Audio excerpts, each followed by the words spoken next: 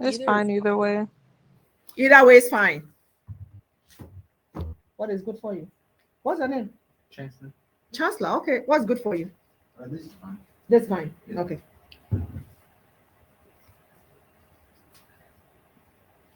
Did you find it difficult coming here? No, I found it once I figured out. Oh, okay. Where are the rest? I know I have some other students that wanted to join in person.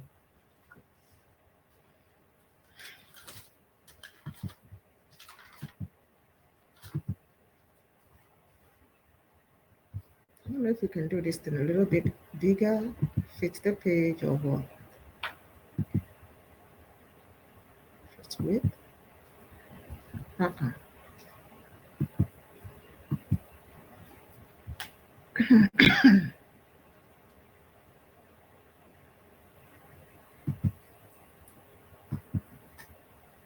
Where were we? Did we talk about this last week?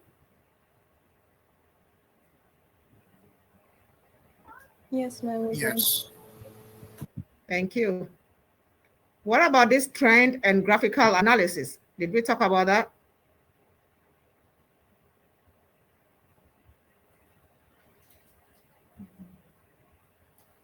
I think so. Okay, great. Decomposition analysis. Did we start talking about here? Yeah, I remember this. Total cost. We're talking about variable cost and fixed cost, right? Yes, ma'am. Thank you. I guess we're somewhere here. Or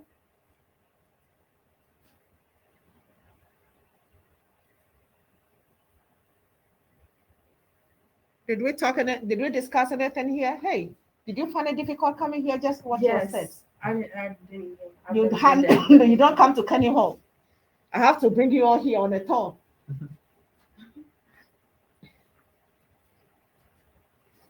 If you see there, you might not see. So you might want to sit over there so you can see. I know I can't see that well. You can see over there? Okay. Are you good? Can you see? She's not part of us, girl. I'm trying to tell you, I'm not a. That's a kindergarten kid.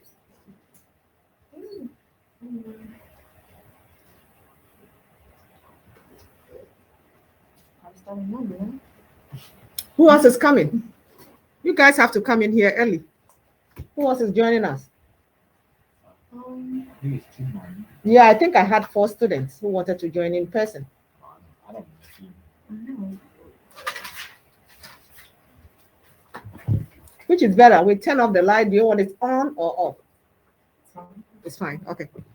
All right. So let's move on with our discussion on the total cost, total revenue, fixed cost, variable cost. And so we were looking at, remember, every now and then I've been talking about output. We have been talking about inputs that we use in producing outputs. So those are the titles you are seeing over there.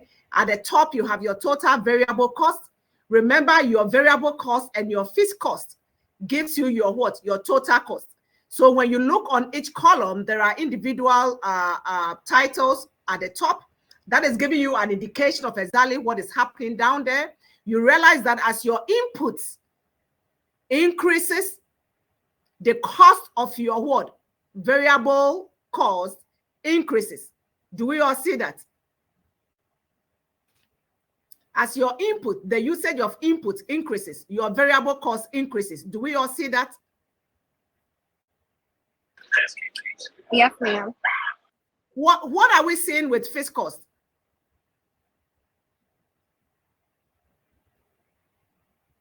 You said fixed? Fixed cost, total fixed cost. What do we see there? It's fixed, so it's staying the same. It's staying the same. So every now and then, remember your fixed cost, as I say, is constant. You can see over there that on the first row, look at the first row from output to input to what? Total variable cost. What are you seeing?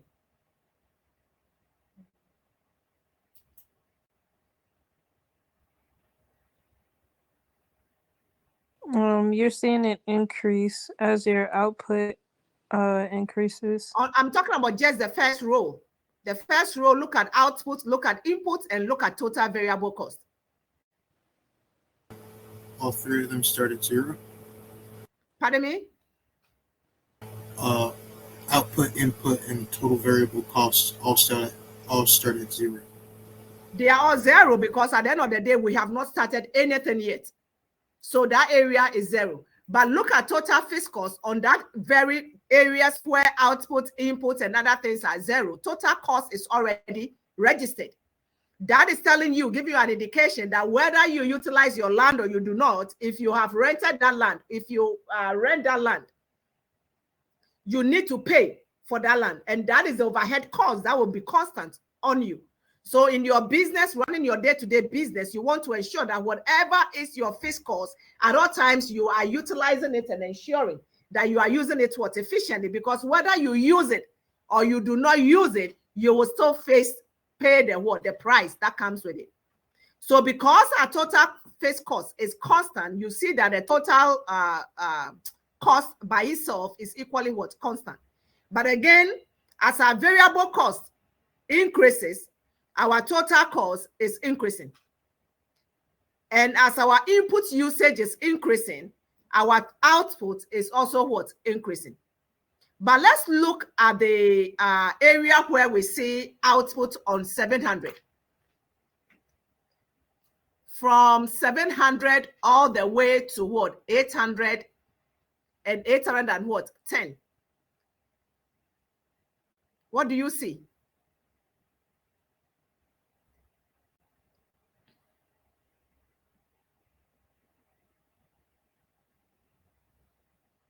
Can you repeat the question? Look at the area where you have output. We have moved down. We are just looking at the output. You have 700. We have moved from 0, 100, 200, 300. Every now and then, we are adding our output by 100, right? Then we get to 700. On that row, when we are adding input at the area of 57.80, we see the cost that comes with it. On the next row, we have 800, meaning that we still had an increase of 100 at the input of 90 and a total cost of 450. Constantly, our fixed cost is fixed. But from 800 to 810, what do we see? Which is the last two rows.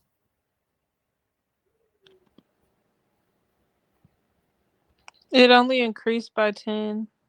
It only increased by 10. It only increased by 10. But how much of our input did we use? 100. We use an input of 100. What is the difference between the input that we use on row, the last row, the row before the last row? We have 90, we have 100. So what's the difference? 10. A difference of 10. So what this information is giving us is that at a point of time when you are using your resources, the output that comes in as you add more input wouldn't be any more necessary. So at any point of time, you will reach your peak at which, as a business owner, you don't need to struggle to add more if it's labor or any variable cost. Because at the end of the day, if you are adding any to it, you are just wasting your resources. It is like having 10 acres of land and being able to determine that I can be able to put 2 people on the land to clear the land for me. If you decide to put 4 people on the land, you will still pay them, but they are not going to do any important work for you. So in running a business, you need to know at what point do I stop adding more input? Because the more you add input, the higher your cost of production. Do we understand this?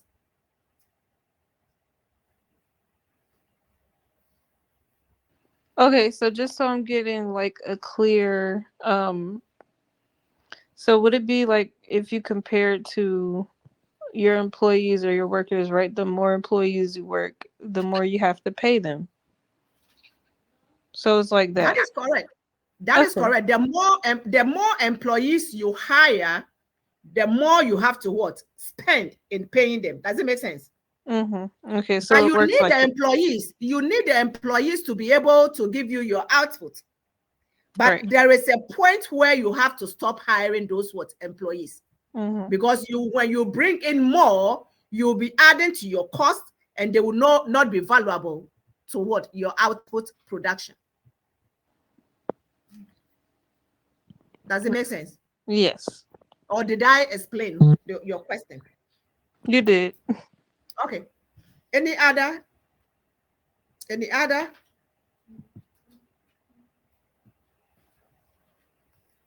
All right. So as we move on from output, input, variable cost, total cost, then now we will be looking at our total what? Revenue. The question you ask yourself is, how do I derive my total what? Revenue? We know how we were able to derive our total cost. How did we get our total cost?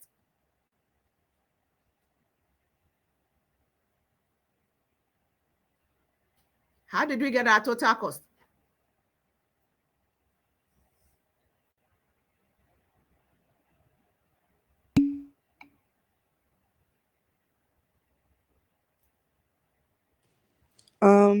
Is it from the output? No, look at it in terms of cost. How do you derive your total cost? That's your profit plus your total revenue, right? No, don't go into profit. How do you determine your total cost? I just did this thing with you guys here. How do you get your total cost? Your fixed cost plus your what? Gosh, I'm talking about cost. How do you derive your total cost? Is it total cost plus total variable cost? Total variable cost and your total what? Fixed cost. cost. You need to be able to put your two costs together. Variable cost and fixed cost will give you your total what? Cost. Does it make sense? Remember, I've said your fixed cost is constant. Yes. Whether you produce or you do not produce, you will still pay your fixed cost.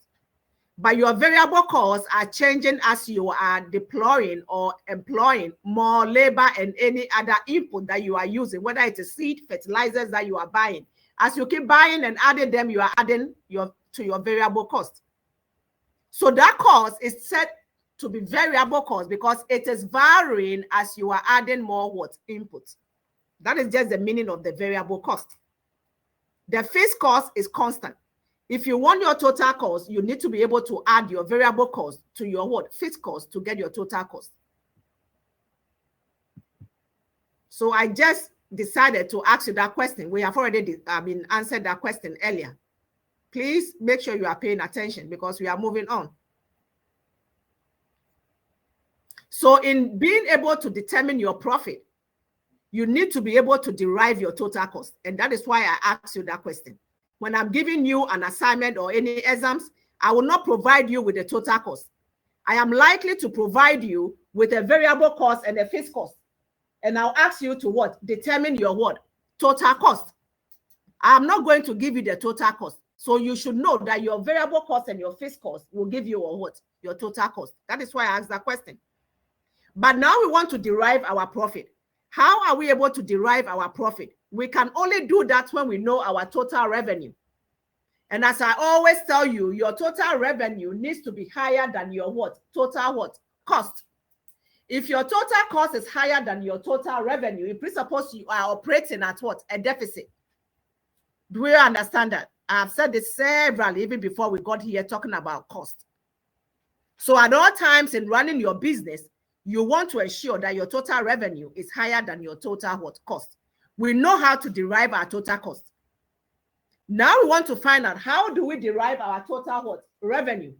Because when we know our total revenue, we will take our total cost from our total revenue so that we can get what? Profit. That is what you do. Any question from here before I move on? Any question?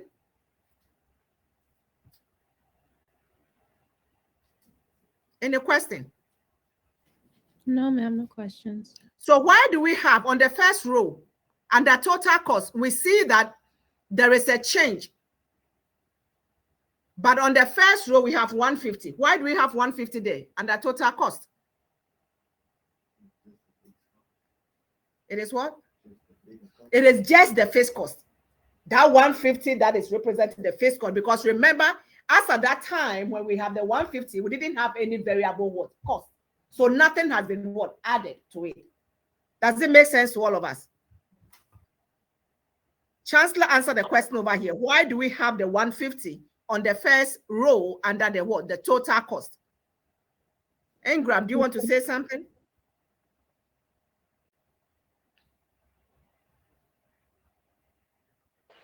No, ma'am. I had on my mic to say, Yeah, Corey, your hand is raised.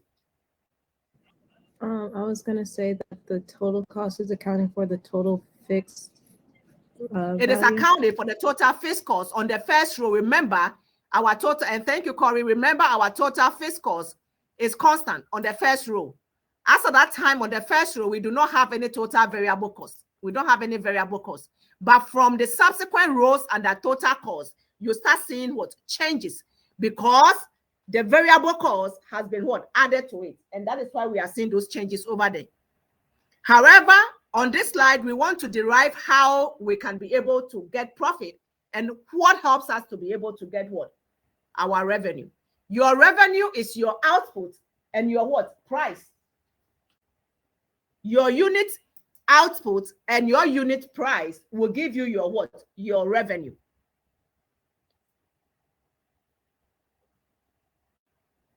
Do we understand that?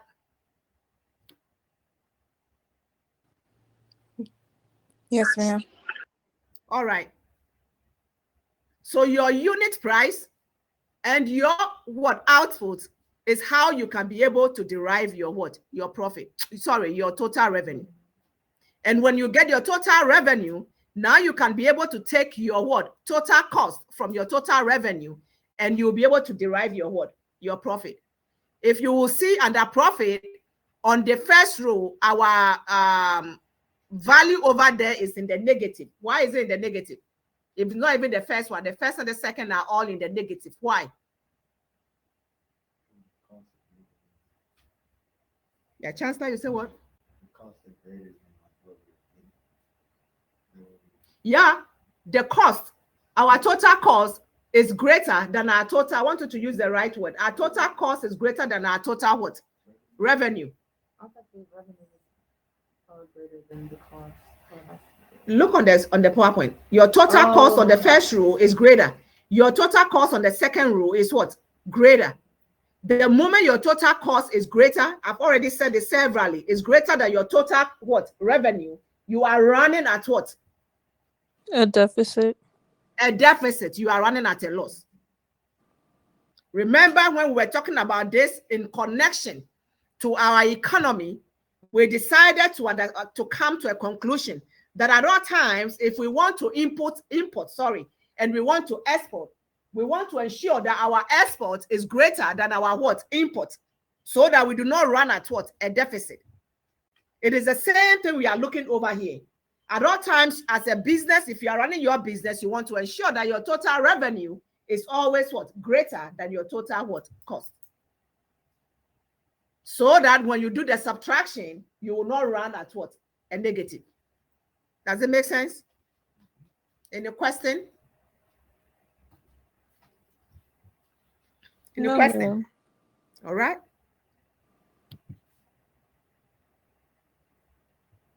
So now there is something we call the break-even analysis or the contribution to overhead. And anytime you see this CTO, it is just saying contribution to what? Overhead. And how are we able to define this? We define it as per unit price less your per unit variable what cost. I decided to bring those 2 earlier or 3 earlier slides so that we can get a deeper understanding into this CTO. Those 3 slides were just a way of explaining that to you, because before you get into this class, you must understand how you get your total cost and total revenue. So you will not see that in your what? Your textbook. But it is the CTO that you rather see on the textbook. But I just wanted you to have an overview and understand exactly what we mean by total cost and so on and so forth. So if you want to derive your CTO, which is your per unit contribution to overhead, you need your price per unit of your output minus your variable cost. We already know what variable cost is as of now. That helps you to be able to derive per unit CTO. Some things are just formulas that are there. So there's nothing you can do about it. It is just accepting what the formula is. A formula tells you that, okay, this is how you can be able to derive profit. You have to subtract your total cost from your total what? Revenue to get your what? Your profit. Same thing is here. We are talking about contribution to overhead. And again, what we mean by that is your per unit what? Price minus your per unit variable what? Cost. That helps you to be able to determine your what? Your CTO. Okay? Does it make sense to us? Does it make sense to us? Yes. Ma'am. All right. So we always want to ensure that our CTO, which is your contribution to overhead, is always on the higher side. It is always a positive what? Figure. We need to be able to ensure that that amount or that value is a positive figure, because it is important for us to understand that we need to subtract our variable cost from that particular what? That particular figure. So significantly, you need to be able to ensure that in your operation, your overhead cost, which is your contribution to overhead, is in the what? In the positive. Now let's move on into understanding what we mean by the break-even point or break-even quantity. At break-even quantity, exactly what we are saying is that you should have your fixed cost. You must be able to determine what your fixed cost is, and you should be able to divide that fixed cost over your per unit CTO. Remember, we have already defined how best we can be able to determine our per unit CTO. How do we get per unit CTO? How do we get per unit CTO? Your price per unit minus your what? Variable cost. That helps you to be able to determine your per unit CTO. So if I'm asking you a question, I'm not going to give you your per unit CTO. I can give you price of an output, and I will be able to give you the variable cost of that particular what? Output. And you should be able to determine your CTO. But beyond the determining of your CTO, what is important to us is your break-even point. At what point in running my business will I start making what? Profit. That is what we mean by break-even point. So at that point, you have a quantity that you want to derive. And you are deriving that quantity by knowing your fixed cost and your per unit what? CTO. We have already defined how we can be able to derive per unit CTO. I'm saying it consistently. Price per unit minus variable cost. Any question from here? Because there is no other way I can explain this. This are just formulas that are there for you. Any question? No, ma'am. So now with an example, we have a sword manufacturer. We all know what a sword is, right? S-O-D. Do you all know what a sword is? No. Yes, ma'am. What is it? Who said yes, ma'am? Corey, what is it? It's the it's basically grass that you would buy to like put It down is the on- grass that you need for your lawn. So when we are talking about agriculture, well, yes, we see it every day. I mean, there is a lot we see every day. You know, when people think about agriculture, they are only looking at livestock, animal feed, maybe sometimes we don't even think about the apples that we are eating, but our main focus is on animals, right? Agriculture, animals. But we go beyond that. A lot of things come into place when we are talking about what? Agriculture. And this salt is a big business when it comes to what? Which industry? No, apart from agriculture, which major industry uses this, make use of this salt? Homeowners, so housing, right?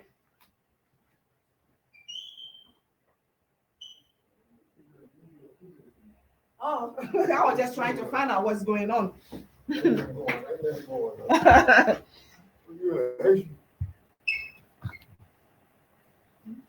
Anyway, so we're just talking about the salt industry, which is equally under ag. So if you are thinking about a lot of things in ag, salt is in ag because you need those grasses in order for you to what? For recreational purposes, for decors in your homes and all other things. So that salt is very important.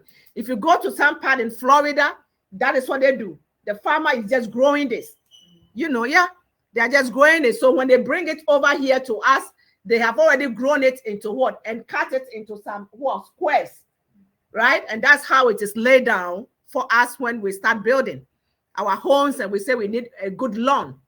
That is what we get for it. So now let's look at an example of this break-even and CTO analysis. The price of salt is 0.20 per square foot. As I said, the salt, when it's harvested, comes to us in a square foot, and that price is 0.2. The company's fixed cost of production, and anytime you see FC is what? Fixed cost. You see VC is what? Variable cost. Variable cost. So the company's fixed cost of production is what? 10,000 per year. The company's variable cost is what? 0.15 per square foot. Last year, the firm sold 500,000 of what? Square foot of what? Salt. Now let's look at our question that is coming to us. If we want to calculate our what? Per unit CTO, we have 0.2. What is the 0.2 standing here for? 0.2 is the price. Remember, we talk about unit price. If we want to calculate per unit CTO, remember? So per unit price minus what? What is the 0.15? That's the variable cost. That's the variable cost, per unit variable cost. Thank you. So you have your per unit what? Price minus your per unit variable cost to determine your what? Per unit CTO. Remember, we want to calculate break even. What is the interpretation here? It says that for every square foot of salt the firm sells, it generates what? 0.05 over the what? Variable cost of producing the what? The salt. Now think about it. If the variable cost is greater than your per unit price, what will happen?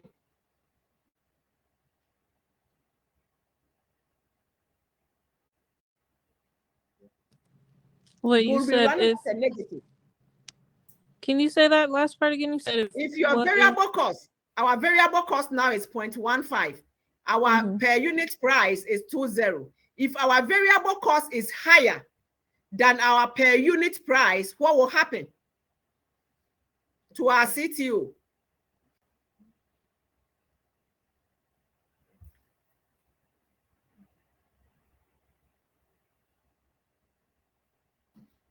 You are subtracting something from something. It'll If be one end negative. is higher than the other, what will happen? That's the simple question I'm asking you. Your per unit cost will probably be negative. It's not probably, it will be. That is an answer. If you tell me probably, then you are not sure. So I will not give you all your point. It will be negative. So that is why we are saying that you must ensure that at all times your per unit cost is what? It is positive. And if that is the case, then your unit price must always be what? Higher than your what? Variable what? Cost. Does it make sense? Yes, ma'am. Does Thanks it for make sense? explaining that. Good. So now if we want to calculate our CTO in general, remember the first one we are calculating is per what? Unit, right? Per unit. Now, if you want to calculate the entire thing, we need to be able to multiply what we got, which is the 0.05, by the 5,000 that we were able to sell. The company was able to be able to derive our 25,000. Do we all get that? Do we all get that?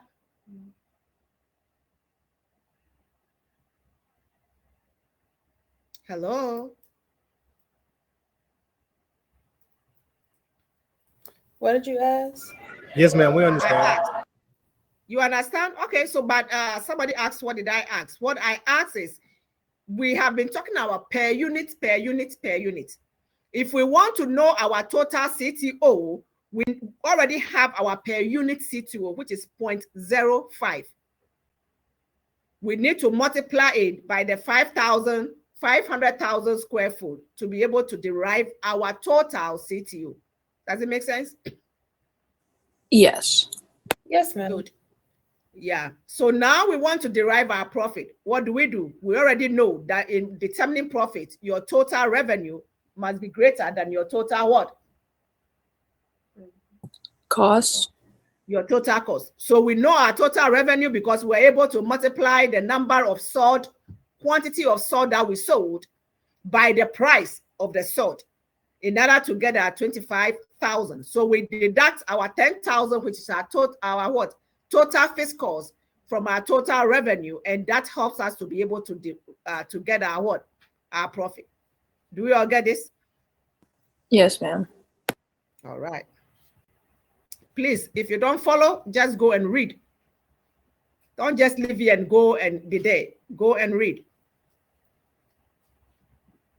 So again, if you want to backtrack, what I did over here is to backtrack to find out the answer we got. Was it correct? These are other steps that will help you to be able to determine if your answer is really what? Correct. And it comes back to the same thing.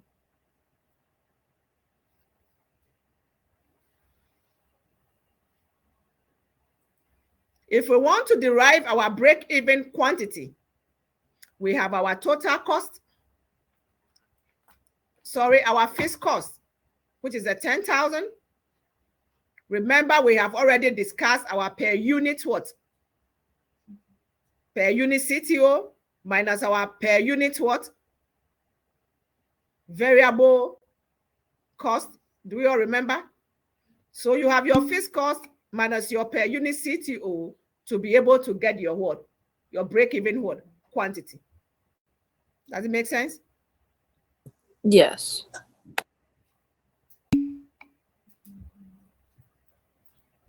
Good. So your break-even quantity is the point at which your total cost is equal to your total what? Revenue. Anytime you have your supply and your demand curve interacting, at that point, how do we term that point? The point where we have our demand curve and our supply curve interacting, how do we call that point? Equilibrium. Hello? Equilibrium. The what? Equilibrium. The equilibrium. The point where you have your demand curve. Do we all know the demand curve? Do we all know the demand curve? Are we quiet here?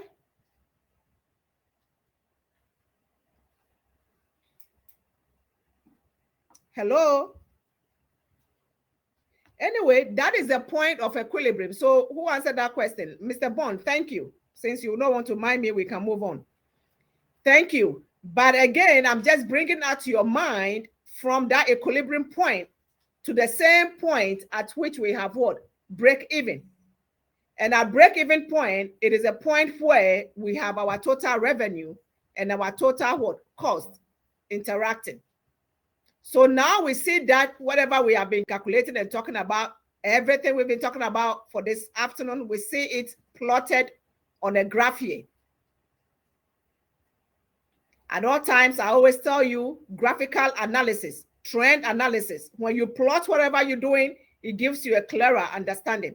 If you do not understand it at this point, whatever we have discussed up to this point, then you need a tutorial. You need some questions being answered. And the earlier you get back to me, the better. Do not wait until exams and come and tell me I want to talk with you. I also have other things I'm doing. Now on this graph, we have all the variables that we have been talking about. Total revenue, total cost, variable cost, fixed cost, break-even quantity, operating profit, and operating loss. We are trying to plot all these things that we have been talking about. So do we all see the break-even quantity, the point where total revenue and total cost interact?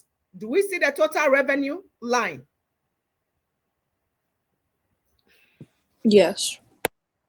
Do we see the total cost line? Yes. At the point where total revenue is lower than total cost, what do we have? An operating loss? Pardon me? An operating loss? That is operating loss. I have said this severally, and it is showing itself in this graph. If you are operating and your total cost is higher than your total revenue, you are operating at what? A loss. And that is what is showing on the graph over there. The straight line on the x-axis, what is that line standing for? The break-even quantity or the fixed cost. The fixed cost. That straight line that you are seeing on the x-axis throughout is your what? Your fixed cost. Why is it a straight line? Why is it not moving up like the total cost and the total revenue line? Yes, Miss Corey, Miss Smith. Because since it's a fixed cost, it doesn't change. Because the fixed cost is not varying, it is constant. Thank you, Miss Smith. The fixed cost is constant, it's not changing. And from the beginning of the point where we are plotting the graph, it has just been where it is. It has been 150 and it is 150 throughout. So that is how we are plotting it along. So your fixed cost is not changing. Your variable cost is changing as your what? Input usage increases. Your total cost is equally changing when your variable cost is increasing. Your total revenue will be increasing as you have more output and you are able to sell them based on the price that you have used in multiplying the quantity that you have sold. At the point where you have total revenue higher than total cost, what do we have?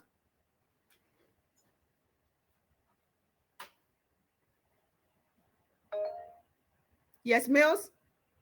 Operating profit. Operating profit. That is where we have the operating profit because your total revenue is greater than your total cost. Any question here?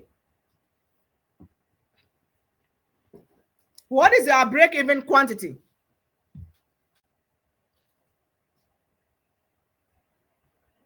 You said where or what? What is our break-even quantity? Yes, Miss Smith? It's the point where total cost and total revenue meet. Yes, and so what is the quantity? What is the amount? On the graph, it looks like it's around 40. Yes, on the graph. It's around $40,000, I think. No, Like 200 no. That is 200. square feet of rod. That is 200. That is the point where your revenue and your cost interact. That is where you have your total what? Your break-even what? Quantity. Any question on this? You must understand this graph. You must. I'm using the word must because I will ask you in your exams. You must understand it. Any question?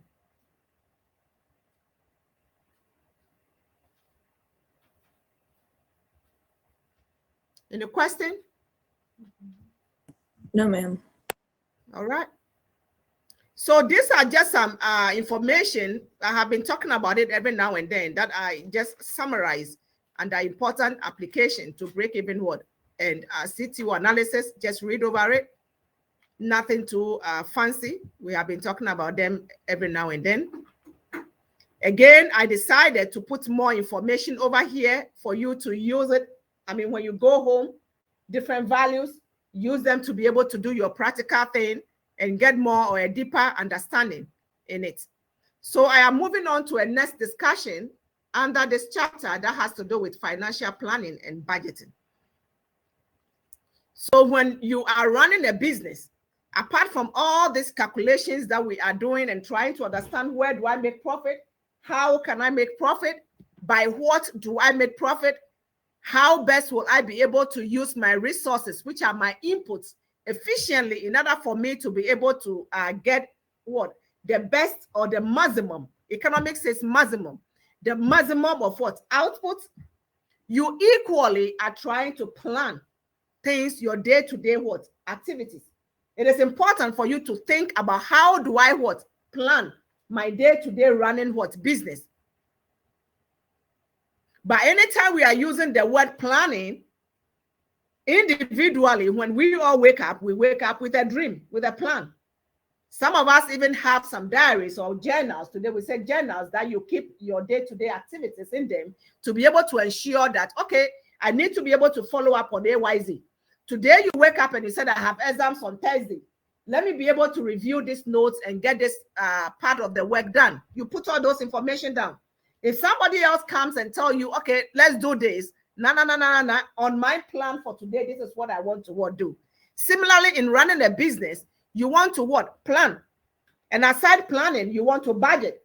You are budgeting because just as individuals, whatever money comes to you, you budget on it. When you are coming to school as a student, you have your budget. You budget because you want to find out how much do I have and how much can I spend out of what I have. You don't just get up and start what? Spending. It doesn't work like that. You want to know exactly how much do I have in my budget so that I can be able to depend on what I have. So planning is very important, but during planning, there is something that is very key in planning, and we call that thing what? SMART. We call it SMART because that SMART is something that if you get into the business world, you will be hearing about it. What do we mean by SMART? Your planning activities has to be smart because it has to be what? Specific. If you want to be an A student and you are trying as much as you want to do to get the A, you need to be able to be specific on what you need to do to get your what? A. So you plan towards it. You need to be specific on what you need to do within the first day when you get to school, up to the last day when you'll be getting out of school. Being specific is very key in every planning activity. The next word is what? Measurable. So you have S standing for what? Specific. You have M standing for what? Measurable. Whatever thing you want to do, you should be able to measure it. If that thing cannot be measured, then it is not part of your plan. Anything you are putting in your journal that this is what I want to do today, you should be able to ask yourself, was I able to achieve it? That is how you are measuring what? Success. So every business, you need to be able to measure your success. You need to be able to measure your profit. You need to be able to measure your cost. That is what we just did. Measuring, measurable, very important. Another word is what? Attainable. Sometimes we try as much as possible in deciding on what we want to do or our goals, and we set some goals that are not what? Attainable. When you set goals that are not attainable, you just stress yourself. So in running a business, equally, we set goals. You have your first quarter goal, you have your second quarter, you have your what? Long-term, short-term goals. But you must ensure that your goal is what? Attainable, so that your people or your employees can attain the what? The goal. The fact that you have hired somebody and the person needs to bring out output for you to be able to pay that person does not mean that you set a goal that that person will not be able to what? Attain it. So in goal setting, in planning, you need to be specific. You need to be, it needs to be measurable. It needs to be attainable. And it needs to be what? Realistic. Everything you are doing has to be realistic. And the last T means what? Time bound. What you are doing has to be what? Time bound. You are setting goals. You are planning. You need to ask yourself, when will I end this? When you were coming in here to Tuskegee University, whether you are a master's student or an undergrad, you tell yourself, I need to get out of school within how many years? 2 years? Am I talking to people? Yes, ma'am. How many years? 2 years. You plan you are leaving school in the second year. I know as a master's student, within 2 years, you have to get done. In an undergrad program, I think your minimum years is what? 4 years, right? Do some people get out within below 4 years? Yeah. Okay. So some people are able to successfully come out even beyond the 4 years. But as much as possible, you want to ensure that your goal and whatever reason that is bringing you to Tuskegee, you'll be able to what? Achieve it. So if you tell yourself in 4 years, you have to get done with your degree, then time bound. 4 years, you have to step what? Out. So if there is something that is not helping you to do that, you need to question that thing. Am I overplaying? Am I not being serious? Am I working myself too much? Because when you are working, nobody says don't work, but when you are working, you should know how to double it up with your studies. So that is why it is important for you to understand that in planning, there is something we call what? Smart, being smart. And those are the what? The words I have been able to just explain out to you. I will ask you that in your exam, so don't forget. But as you plan, as I said earlier on, you budget towards your plan because this is what? A business.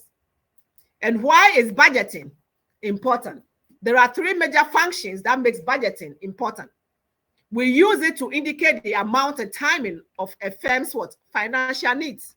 We have talked about financial reports in chapter 3. So budgeting is important in determining or timing your financial needs. It is used to evaluate your what? Your performance. When you are able to budget as a family, when you start growing and you start raising kids, you need to know how much I need to spend within what? A month. How much is my what? Salary? How much do I need to spend? If you decide not to raise a family and it is just even you want to find out how much is my salary and how much do I need to spend out of my salary? How much do I want to what? Save.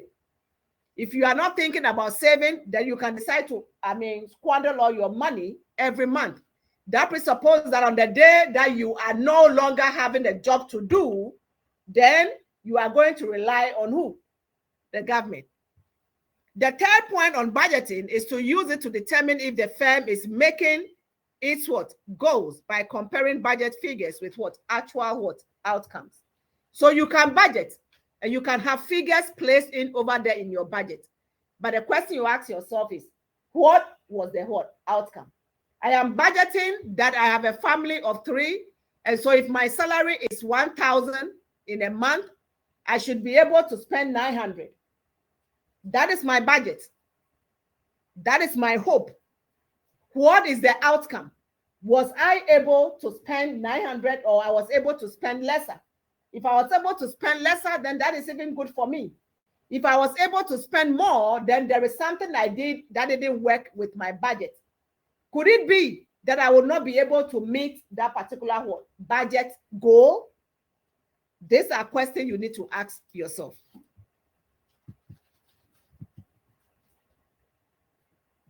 So the budgeting by itself has its own process. And it helps us to be able to what? Assess the firm's what? Current situation. Every firm's current situation, your budget helps you to be able to assess it. What are the current assessments or the situation that is important for us as a business? Your resources is important. I'll always talk about your resources, but beyond your resources, your function on the market. Because your resources will help you to be able to produce your what? Your output. Your resources are your input. They will help you to be able to what? Produce your output. But your standing on the market is what will help you to be able to derive your revenue. Do we understand that? Because that is your sale. Your position on the market, how best you are able to sell your output, because it is not just producing. It is not just using your resources efficiently to produce an output. It is about how best you'll be able to dispose those outputs on the market. So it is critical for you to find out what is my standing on the what? The market. Information related to your what? Competitors are equally important to you.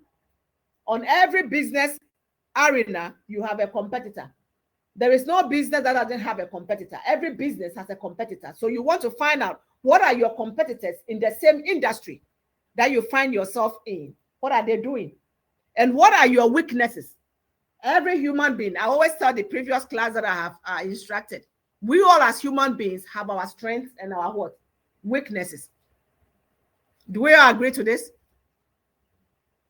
Yeah. Yes. All right. Who said yeah? Give us an example. Of a strength and weakness. Yes. I guess a strength of mine would be that I'm very Who is organized. talking? Amanda Mills. Okay. Very organized. That's great. Yeah. But then a I weakness. need you in my office. I need someone who is very organized in my office. But then a weakness I have is I procrastinate a lot. Wow. I need us to work together, girl. You know, it is good, and I love what you just did. It is good to know your strength, and it is good to know your weakness. Why is it good? Why do you think it is good? And I'm not asking you, I'm asking everybody in the class. Yes, Kennedy? It's good to know your strengths and weaknesses because it helps you better prepare for like It helps you to prepare for any eventuality. It helps you to prepare for your future. It helps you to prepare ahead. If you know you are somebody who loves to procrastinate, please pair up with people. Don't look for friends who are equally in the same soup with you. I always tell people, we all, as I said here, I have my weakness and I have my strength. We all have a weakness. You are a human being, so you have a weakness. Similarly, businesses have their weaknesses. You are a human being and you have your strength. Similarly, businesses have their strength. If you know your strength, you have to capitalize on your what? Your strength, so that you can use it to compete well among your what? Your competitors. Do you understand that? So determining and knowing your strength is very key in every business. How do I know my strength in my business? Well, your strength could be your employees. But if your strength are your employees, how are you treating your what? Employees. Very important. See, before you leave this class, you must be broad-minded. Let's assume you want to open a store or, operate a business in future. Get to understand some few things in life. Don't come to the class because your academic advisor placed you in the class. Accept the fact that you want to learn something new and build it for your future. You need to be able to understand that as a human, you have a weakness. So if I have a weakness in procrastinating, then I do not need people who equally procrastinate around me, because then I'm not able to work around that what or come out of that particular what weakness. And it's very good for me to know. If as a business, I'm running a business and I know that this is my weakness, then that gives me the opportunity to be able, remember we talk about franchising and we talk about businesses and what? Building relationships, right? So that helps you to be able to determine if this is my weakness. If we do not have AYZ in production, can we be able to make what? A measure? Can we join forces with other businesses that have it? I'm not saying that will be an alternative, but that could be something you can equally what think of. So it is important just looking at it from the human perspective and looking at it from the business what perspective. Very, very important for you to know your strengths and your what weaknesses. Any question on this? Yeah, girl, this is on your, I've posted it already. It's on Blackboard, okay? So I have decided to look at something that we call, when you go into the business world, we call it SWOT analysis. What do we mean? Remember, we talk about SMART, right? In goal setting, in planning, we have SMART. What did I say SMART is? What did I say SMART is?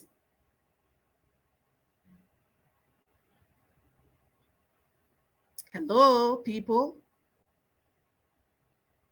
Let's make this interesting. What did I say SMART is? In goal setting, in planning, we just discussed SMART. What is SMART?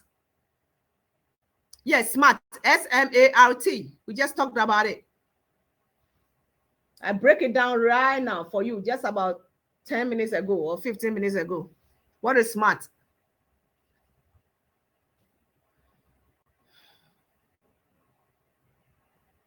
Wow. Was I talking to people? You want me to tell you what like each letter stands for? Yes, that's what I'm asking you. What is SMART? S was specific.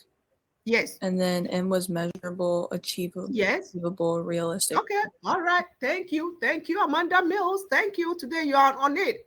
Thank you. So similarly, as we have the breakdown for SMART, we have what we call SWOT analysis. SWOT stands for S for strength, W for weakness, O for what? Opportunities, and T for what? Threats. Every business has this what? Issues. And the strength and weakness is what? Internal.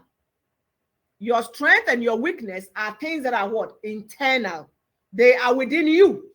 Amanda or somebody else gave us an example. As a human being, I have my strength and I have my weakness. It is great to know what it is. Amanda, could you come and help me in my office to organize? Is she the one who said organization? I don't know. Yeah, I don't mind. Yeah. Okay. So yes, and so strength, her strength is what? Organization, which is very key in everything that we do. You need to be organized, because when you are not, as a manager, you will face some challenges.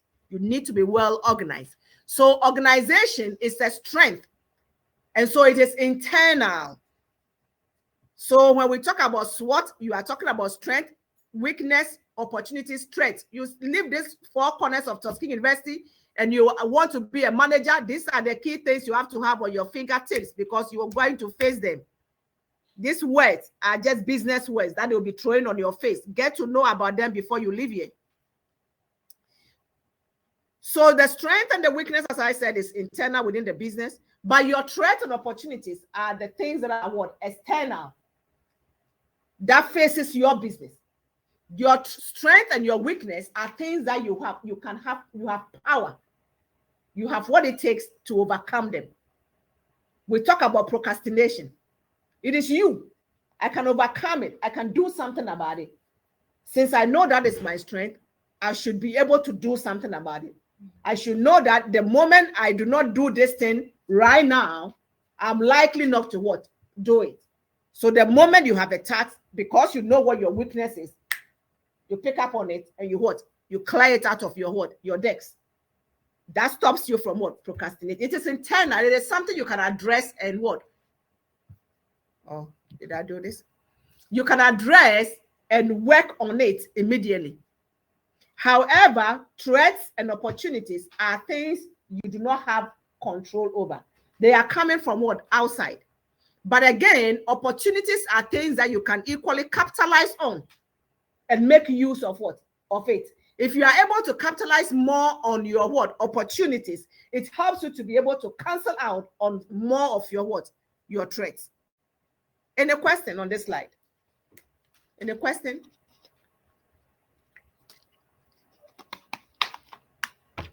Any question? So for every business, you should be able to find out what are the possible weakness of that particular business.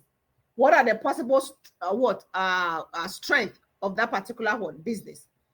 If you like, Google right now SWOT analysis of a business, and you should be able to get some information that will pop up for specifically for that particular business. These are not businesses that do not record and keep information to their clients and customers. These are businesses that report their financial reports and keep information out to people who need them. Any question?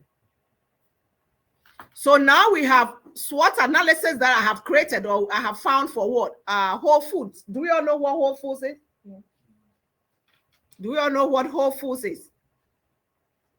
Again, Yes, ma'am. go over it. Yes. It should be able to help you. We have just talked about strength and threats, weaknesses, and so on and so forth. So yes, this is an assignment I would want you to what? Work on. Normally, I give it to the students as a what? An in-class work. Have we done our second in-class work? No. So this should be your second in-class work or your class assignment. That's just how I'll put it. So please work it out and send it to me.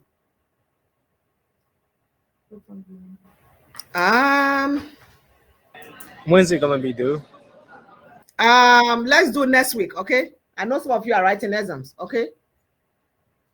Under normal circumstances, this slide, I should have finished with it even before you wrote your midterms. All this should have been part of your midterm exams. We have been a little bit behind. Yes, Amanda? So this is going to be nice. What time next week? Because next week, like, we don't have any classes.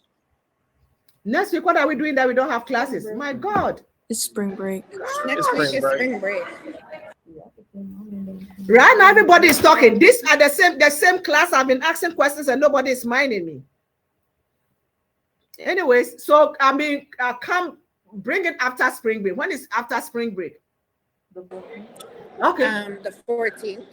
Yeah, I don't really need it immediately. I even have some questions I've not yet graded for you guys. So please work it out. Choose any business. Please choose any business, and it must be a business that is in ag. Do not go and choose any business that is out of the agriculture industry. Within the ag industry, this is an ag business class, please. So now we move on to what? Budgeting. When we talk about budgeting, what do we mean? The key word under budgeting is what? Forecast. Okay? You are budgeting, you are just forecasting. As I said earlier on, you focus into doing something, and then you have an outcome after you are done. And so you compare notes. Okay, so I decided to do AYZ, but what did I achieve? The outcome. Very important. I need to end this class today. So under budgeting, we have 4 types of budgeting. And the 4 types are what? The physical budget, operating budget, capital budget, and cash budget. Areas under which you have to budget. You budget in your what? Physical assets. What are your physical assets? Example of physical assets. Equipment. Example of your physical assets. Equipment such as farming tools. Tools. Correct. You're right. You budget on your what? Operation. So you have your operational what? Operating budget. What are some of your operating budget?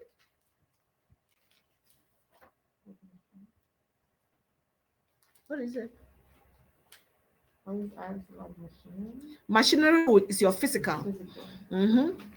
Your operating is the process. So the things that are part of the physical. Okay. How are you using the machinery? Okay. So That like working. yeah. The process of working. Right? You have your capital budget. Your capital budgets are the what? The huge assets that are more expensive in running your what? Your business. And then you have your cash. Remember, we talk about inflows and outflows, right? Do we remember inflows and outflows, cash flows? Yes. Are you all there? Anyway, please revise these things. These are just straightforward things. Capital budget, operating budget, cash budget, and what was the last one? No, I said capital, operating, physical. Thank you. So when you look on your budgeting process, again, you have a step-by-step image that gives you detailed information about what we want to put under each of these 4 areas of budgeting. When we talk about the 4 types of budgeting, what exactly are in this particular areas of budgeting? So these flow gives you a more technical idea of exactly what we mean by that. Beyond budgeting, we have equally what we call what? Sales forecast. And sales forecast is equally your what? A part of your what? Your budgeting what? Process. Remember, under 4 types of budgeting, we have what? Cash inflows and what? Outflows. When you are talking about sales forecast, will it fall under cash inflow or outflow?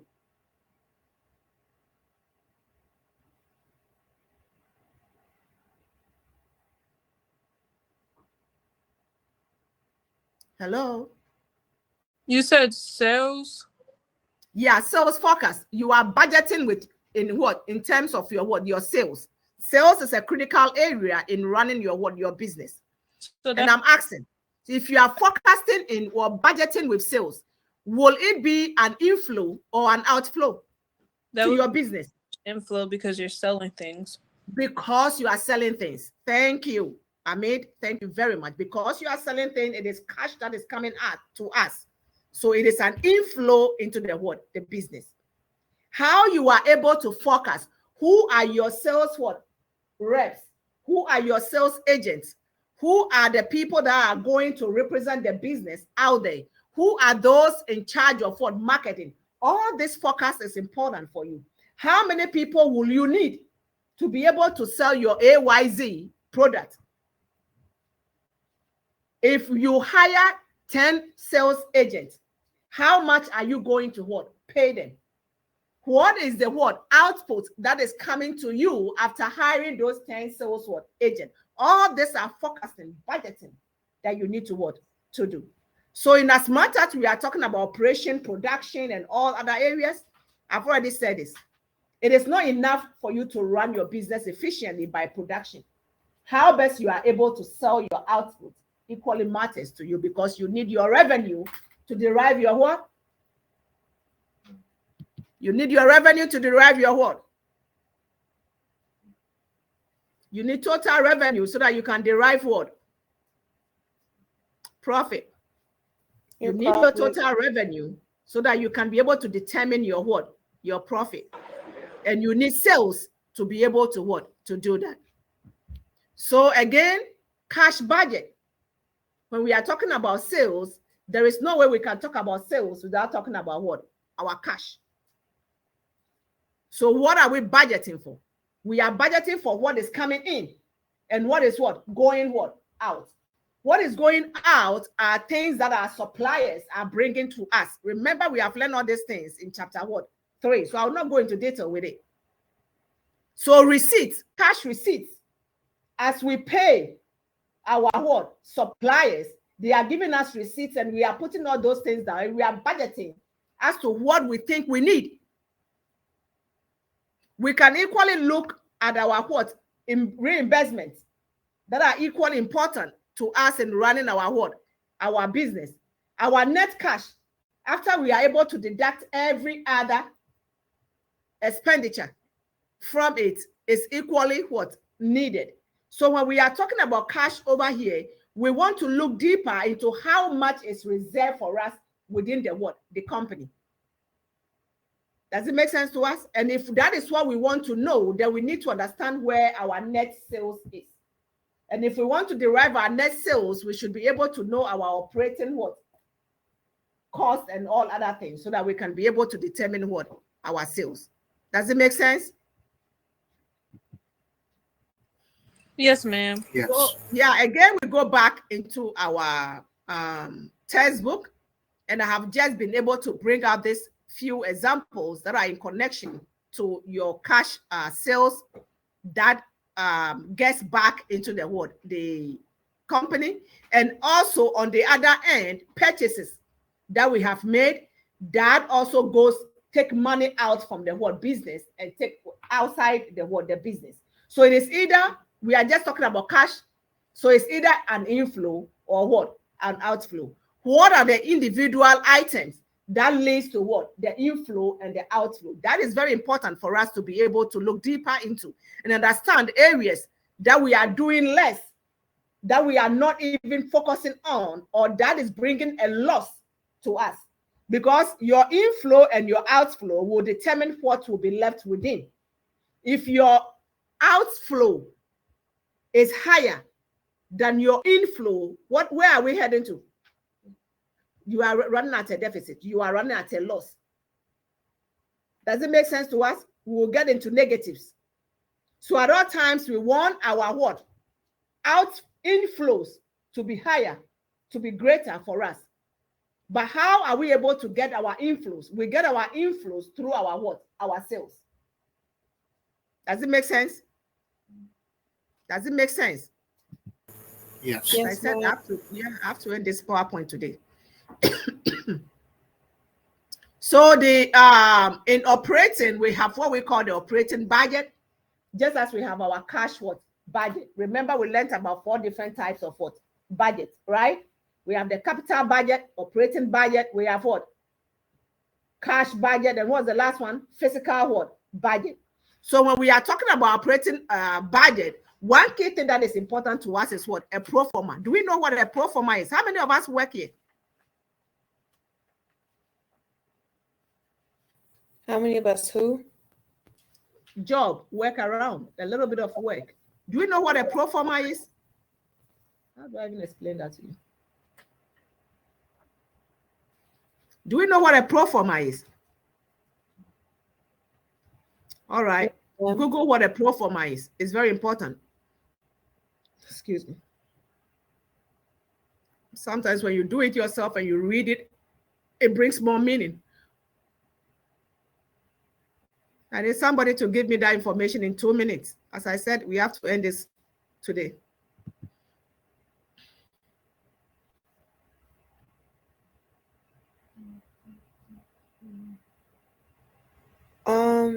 When I research, it says a method of calculating financial results using certain projections or presumptions. You are using certain what? Projections. What do we mean by projections? That's a key word that is good. What do we mean by projections?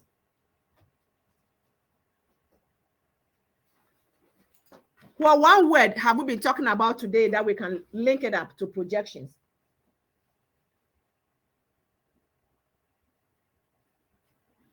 Hello. Kennedy, were you the one who explained the thing to us right now? Yes, ma'am. What do we mean by projection? What one word have we been using throughout today? I mean, this latter part of our discussion that is connected to projection. I would say maybe like your profits or Forecast. your revenue. Forecast. And when we talk about forecast, projection, what else is coming to our mind? Budget, right? Projection, forecast is different from the outcome. Okay, so you want to forecast. You are running a business, you want to forecast, you want to project. What is the likelihood of AYZ? What will happen when we put these resources and that resources together? What are we going to get? How much cost will it bring to us? If we are able to get this much cost, how much output would that resources or those resources that had been harnessed bring to us? And if we are able to get that and we project better, how are we going to get it out into the needed market? So it is important for us to have our pro forma income statement, because that is how best we can be able to derive our profit. It is important to us. And you can be able to derive your profit, as I said, when you know your total cost, and you can take it away from your total revenue. Your total revenue are in connection to your cash, in connection to your sales. But your operating is in connection to your cost. So you want to focus and project and ensure that you do not do things that will lead in you running your business in the negatives. Okay. So I have Green Valley, still an example that we picked from our textbook. We have net sales. When we are looking at things like this, what a financial statement comes to your mind? Net sales, cost of goods sold, gross margin. What financial statement comes to your mind? Let me see if you all are even reading or you are just.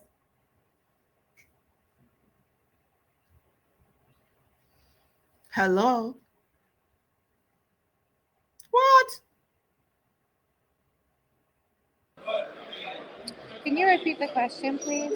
When you are seeing all these figures, variables over here with this amount, which of the financial statement comes to your mind?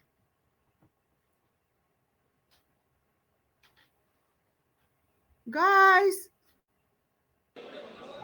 income statement. Income statement. And remember, we are just talking about pro forma income what? Statement. Guys. So when we are talking about your income statement, you are looking at your sales and you want to derive your what? Your net what? Income at the bottom. But you need to be able to take away all this what? Variables from your net sales before you can derive your what? Net income. Your net income indirectly is your profit. Okay? So you want to take away all these things from it, then out of your sales, so that you can derive your what? Your net what? Income. So these are the necessary variables that are connected to the point where you have what? Sales, and the point where you have what? Your cost. And remember, you need your sales to gather your total revenue. And you need your what? Your operating activities to gather your total cost so that you can be able to derive your what? Your profit or your net worth income. So I guess that is where I will end this slide today. Any other thing here are things that you just need to read and gain a little bit of knowledge on it. But over here, we have gross what? Margin. What is the gross margin telling us? How do we derive gross margin? How do we derive gross margin? How do we derive gross margin? Pardon me? Yes, Spring. Would it be with your revenue and your cost? Yeah, but what information is here? You have to put on the real information for us. You have your net sales and you have your what? Cost of goods what? So that is cost to you. So again, you said the right thing. You take away your cost from your what? Your revenue to be able to determine your what? Your margin, your profit. Does it make sense? Yeah. Ms. Spring, I thought you said you were meeting us here in person. What happened? Oh, yes. I emailed you. Told you that I wouldn't be able to attend face to face today, but that I see. Online. All right. Anyway, if anyone has any question, forever ready. Other than that, yes, Amanda Mills. Who are those who have not? See, I have a time bound in reporting my what? Midterm grades. If you have not taken the midterm exams, I'm just giving you an F. I don't have time to waste. Who are those who are here who have not taken their midterm exams? Anyway, Amanda, your hand is raised. Yes, I just had a question. Just to clarify that the assignment that's due after spring break, it's a SWOT analysis of Yes. agribusiness company. Yeah, any agribusiness. Pick any agribusiness of your choice. Thank you. Yeah, any agribusiness.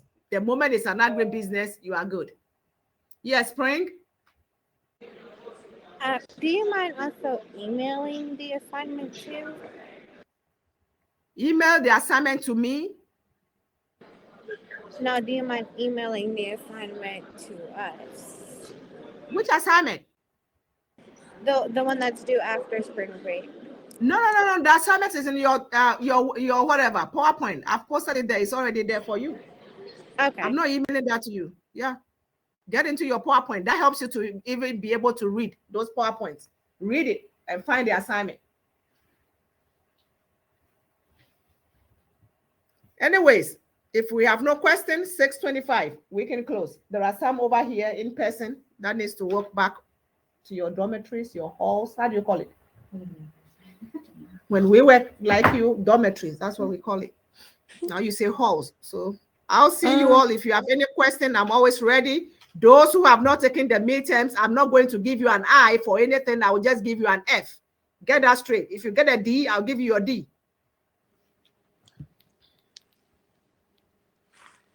I was gonna ask you a question, but I'll just email you about it. Sure. Okay. Hamid, I'll take your email, no problem. Okay. Mm-hmm. Yes, Mills? Yes, and then I had one more question.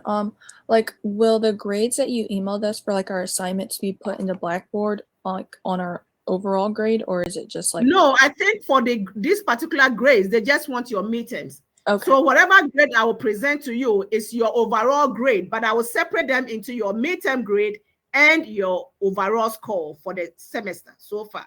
Okay, thank you. So when you get a grade, you will see that it is differentiating, giving you your midterm score and then your overall other activities that we have done in total. Okay. Okay, thank you. Yeah. So that helps you to be able to determine if you are doing well or blah, blah, blah. Because there are some times that people don't do well on midterms, but in the final exams, they do great. I have seen that before. So I'm just supposed to post your midterm examination. Okay. Yes. All right. Thank you. All right. I'll see you on when? Thursday. Thursday. Yeah. So next week, I'll not see you guys. Not at all. Stop word, mom. Unless you want to, you know what I'm saying? I'm a great person to be around. What did she say? What did you say, Lois? I should stop it. Stop what? Maybe because I'm calling you guys. Anyway, nice to meet you all in person. It was great having you here. Nice. So yeah, I will meet you all. I will meet you all on Thursday, okay? Okay. And if you need anything, my office is just the last office on your left. Yeah, last office. So you turn this way, going all the way. I think it's 114 or something. Let me tell you, I had a hard time finding you, but then when I walked down this hall, I heard your voice. I was like, it's over here. Yeah. It has to be. I will be the only one here every now and then because most people don't teach around this time. Right. Yeah, but the class, this business class, previously it was a huge class, like around 80, 90 students. What happened is that a lot of students, animal science, have labs during 1 o'clock because the class used to be 1 o'clock to 2 o'clock or something like that, Monday, Wednesdays, and Fridays. Right. They had overlapped a lot of our labs because they had posted labs before. Like, exactly. Scheduling. I'm an animal science teacher. I already know. I had to drop some of my classes. So I shifted the class to this time so that I can have more students getting into it because it used to always conflict with some labs. Yeah. Hey, don't step on that. Where are you going? You want to say bye to them? Bye. Bye. Tell them your name. What's your name? Say it loud. They can hear you. Loislin Bond. Loislin. What class are you in? Mistakes. Miss Days. Oh, okay. What's Miss Days class? Is it a kindergarten or is first grade or 10th grade? Kindergarten. Kindergarten. Okay, so you have to tell them properly so that they know. You didn't ask her name. I don't know. You don't know. You have to ask her. You told her your name, right? So you have to ask her, what's your name? What's your name? My name is Sydney. Have you heard that before? Oh, okay. All right. All right. Nice to meet you all again. So I'll see you next Thursday, okay? All right, Bye. You too.